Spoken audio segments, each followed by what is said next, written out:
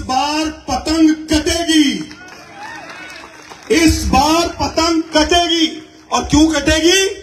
क्योंकि कांग्रेस का मांझा बहुत मजबूत है। आपके ऊपर मुसल्लत होके, आपके जहनों को गुलाम बना के दो लोग दारुस्सलाम में बैठकर आप लोगों के ऊपर अपना राज कायम करते हैं। मस्जिदों से ऐलान करा रहे हो आप कि एमआईएम की तायीद करो। बहुत शर्म की बात है। हमारी मस्जिदें राजनीति के लिए नहीं है, हमारी मस्जिदें कोई पॉलिटिक्स करने के लिए नहीं है। शर्म आनी चाहिए। असदुद्दीन ओवैसी साहब, अगर मेरी आवाज आप तक पहुंच रही तो सुन लीजिए। ओवैसी साहब, अल्लाह को सब पसंद है लेकिन तकब्बुर पसंद नहीं है, समझ लीजिए आप। मैं कह रहा हूं आपसे अकबरुद्दीन ओवैसी साहब, इस तकब्बुर में मत रहिए।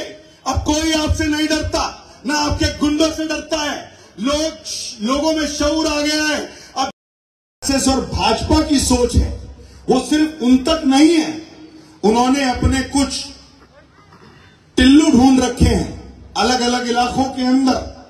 जैसे हैदराबाद के अंदर उनके टिल्लू हैं जो दारुस्सलाम के अंदर बैठे हैं। ओवैसी साहब, मैं यहां से कहना चाहता हूं, ओवैसी साहब, आप दारुस्सलाम में बैठकर या आप अपनी तकरीरों में जो बातें करते हैं, अभी आपके भाई ने जो ड्रामा किया मंच पर पुलिस वाले के साथ या जो भी किया, वो कह के निकल जाते हैं।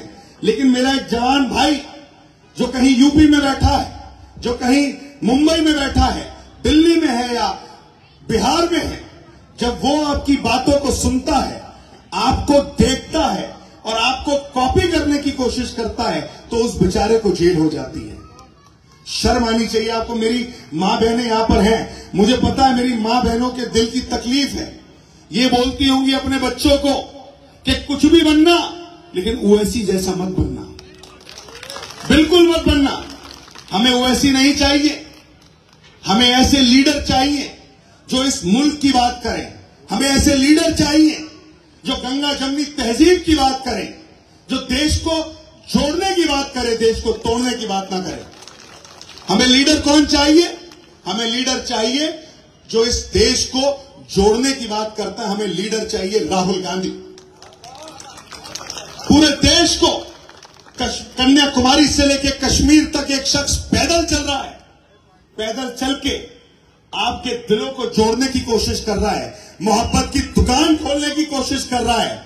वो ये चाहते हैं कि इस देश के अंदर, इस मुल्क के अंदर जो नफरत फैली है, जो नफरत को बढ़ावा दिया गया है, वो नफरत खत्म करे।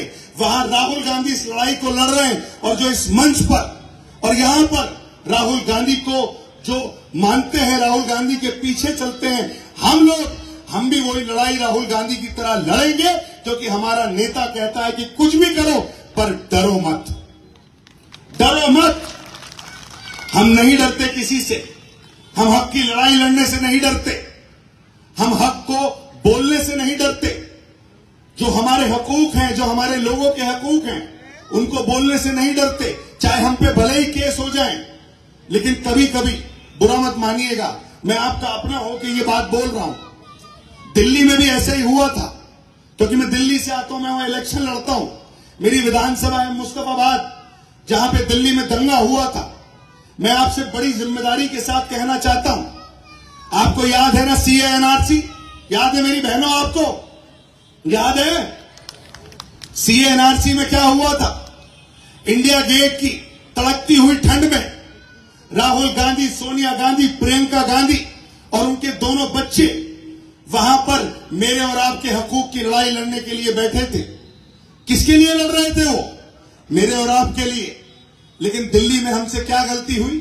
हमने वहां भी एक ऐसे शख्स को बिठा दिया जिसको आरएसएस चाहती थी कि यहां ये कांग्रेस को हरा के बैठे और आरएसएस का काम करे, जैसे उसने वहां काम किया। मैं क्यों कह रहा हूं? मैं गलत बात नहीं करता, मैं उसको आप जिम्मेदारी के साथ कह रहा हूं। अरविंद केजरीवाल को वहां जिताया तो उसके बाद फिर तबलीगी जमात के साथ क्या हुआ आपको पता है। किस तरीके से तबलीगी जमात को बदनाम किया गया, किस तरीके से मरकज को बदनाम किया गया। तब भी कांग्रेस खड़ी रही। आपका ये भाई खड़ा रहा, मैंने यहां फिर कहा था हम पे केस लगे, लेकिन हम डरे नहीं और फिर मरकज खुला आप सबकी हमारी दुआओं की वजह से। मैं सिर्फ आपसे ये कहना चाहता हूं कि हमें बाशऊर होकर, दिमाग को खोलकर, दिमाग की रोशनी में हमें फैसला लेना है। मैं जानता हूं 7 जो सीटें हैं कई सालों से यहां पर आपके ऊपर मुसल्लत होके, आपके जहनों को गुलाम बना के 2 लोग दारुस्सलाम में बैठकर आप लोगों के ऊपर अपना राज कायम करते हैं और पूरे हिंदुस्तान में घूम के ये बताने की कोशिश करते हैं कि ये 7 सीटें चाहे दुनिया इधर से उधर हो जाए हम नहीं हार सकते। लेकिन मैं आज उनको इस सरजमीन से ये बात कहना चाहता हूं अपने सभी भाई बहनों की तरफ से कि आप दारुस्सलाम के लोगों, असदुद्दीन ओवैसी साहब, अकबरुद्दीन ओवैसी साहब, समझ लीजिए ये तय हो चुका है कि इस बार पतंग कटेगी, इस बार पतंग कटेगी। और क्यों कटेगी? क्योंकि कांग्रेस का मांझा बहुत मजबूत है। कांग्रेस का मांझा पतंग को इंशाल्लाह काटेगा।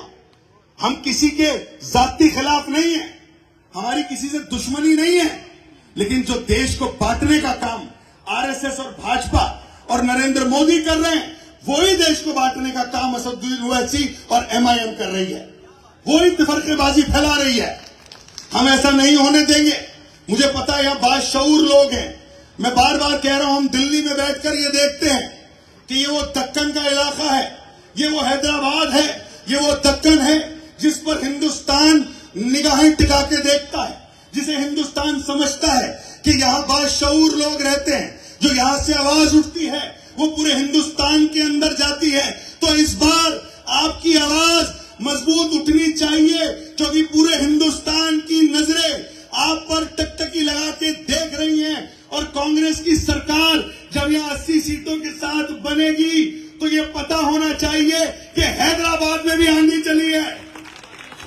लगना चाहिए कि हमें पूरे तेलंगाना से सपोर्ट मिल रहा है, 70 से 80 सीटें आ रही हैं, लेकिन हमें ये काफी नहीं है।